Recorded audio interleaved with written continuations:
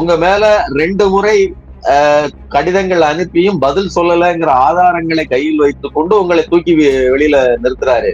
நீங்க அதை வந்து ஜஸ்ட் லைக் தட்னு வெளியில சொன்னாலும் உள்ள போய் இது ஒரு குடைச்சல் தான்.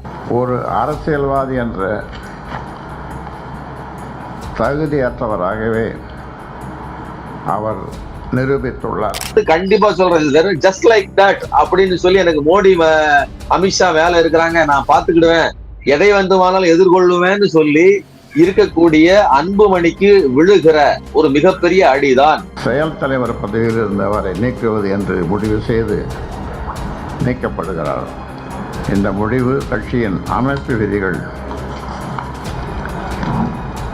சொல்லும் ஜனநாயக முறைப்படி பல கட்ட விசாரணைக்கு பிறகு நிறைய வாய்ப்புகள் கொடுத்து எடுக்கப்பட்டுள்ளது. ஆனால் இது பற்றி எங்களுக்கு கவலை இல்லைங்கிறது கடந்து போக விரும்புறாங்கல்ல.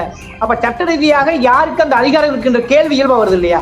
அது பற்றின புரிதல் குறிப்பாக பாமக தொண்டர்களுக்கு வேணும் இல்ல. அப்ப அவர்கள் எப்படி புரிஞ்சுக்கிற கேள்வி இருக்கா இல்லையா?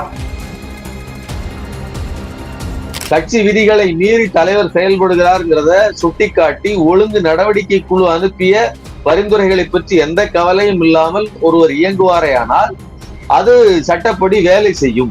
அப்ப என்ன நடக்கும்னா, கட்சியின் எதிர்கால வளர்ச்சிக்கு அவருடைய நடவடிக்கை மற்றும் போக்கு மிகப்பெரிய குந்தகம் விளைவிக்கும் செயலாக உள்ளதால் பாட்டாளி மக்கள் கட்சியின் அடிப்படை உறுப்பினர் பொறுப்பிலிருந்து அவரை உடனடியாக நீக்குவது என்று முடிவு செய்து